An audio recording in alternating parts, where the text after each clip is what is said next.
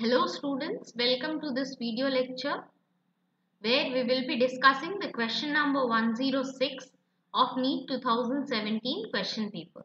The question is, the region of Biosphere Reserve which is legally protected and where no human activity is allowed is known as.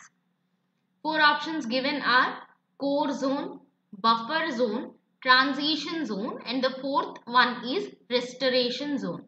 Now, first you have to understand what do you mean by a biosphere reserve. A biosphere reserve is a naturally occurring habitat, right? The first thing you have to remember about biosphere reserve is it is natural habitat, right? It is natural habitat. It is not artificial. What do you mean by artificial? For example, artificial example can be a zoo, right? This is an artificial habitat. Why it is artificial? Because in zoo we collect, we store or we bring all the animals together especially for tourist attraction. Yes or no? It is not naturally habitat, right? All the animals cannot be present at a single place. Yes or no? So this is an artificial habitat. It is not natural. But when you talk about biosphere reserve, it is a natural habitat, right? This is the first thing you have to keep in mind. Now, what is the second thing? The second thing is it is legally protected. That means the government of India by law protects the biosphere reserves, right? By law protects the biosphere reserve. Now, why it is protected? It is protected to protect the flora and fauna present in that particular biosphere reserve, right? So basically the main objective is to protect the biodiversity, right? To protect the biodiversity. And not only biodiversity, remember students, not only flora and fauna, under this biosphere the biosphere that is reserved legally, that is protected legally, not only flora and fauna, but we also protect the human beings that are living there. Okay, there must be some populations, there must be some inhabitants who the human beings that are living there, right, who are living there, we also protect them. Right? How do we protect them? See, whenever there is a biosphere reserve or there is a forest, okay, the economic activity of a particular area depends on the geography of that particular area. Right? For example, I live in a forest area, right? My economic activity or the most of the economic activity of the area surrounding the forest will be dependent on that particular forest, right? Will be dependent on that particular forest. Now, let's see what are the different types of zones that are created under this Biosphere Act protected legally.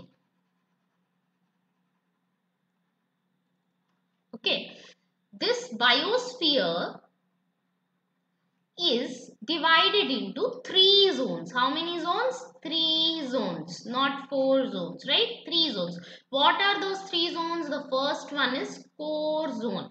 The actual biosphere area, the actual area that is inhabited by flora and fauna, right? The second is the buffer zone. The third one is the transition zone.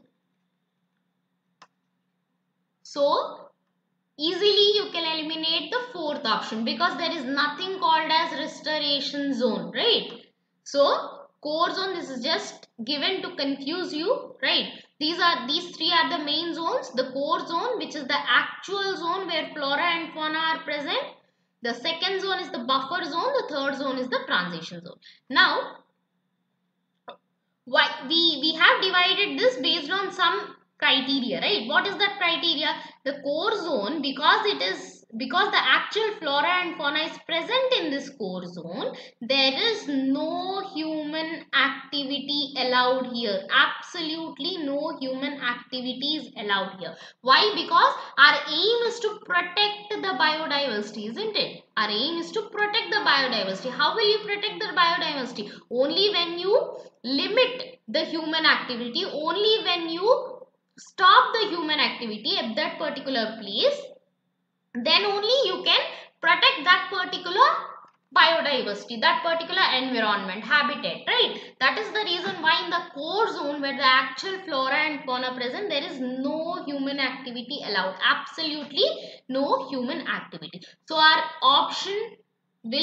correct option will be option number 1, right? The region of biosphere reserve which is legally protected and where no human activity is allowed is core zone. But let's also discuss about the buffer zone and the transition zone. What happens in the buffer zone? In buffer zone, some economic activity is allowed. Some activity is allowed. Not it shall not be mandatorily be economic. Okay, it can be for education purpose. Okay, for research purpose. Some research scholars can go there. It is the area that is immediately next to the core zone, right? That is immediately next to the core zone. In that buffer zone, they allow some activity like education, research and all, right? But they are restricted, right? They are restricted, they are limited. Right? In the transition zone is the zone where human population is there, human settlements are there,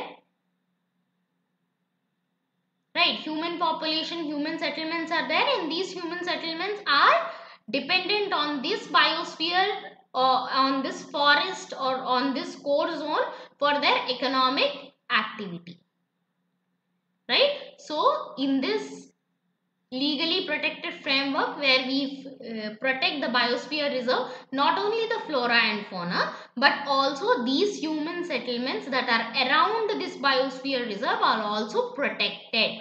How they are protected? They are educated of how to utilize these resources, these biosphere resources, these resources that are present in the core zone sustainably. What do you mean by sustainably? Sustainably means optimum utilization of the resources and correct utilization of the resources, right?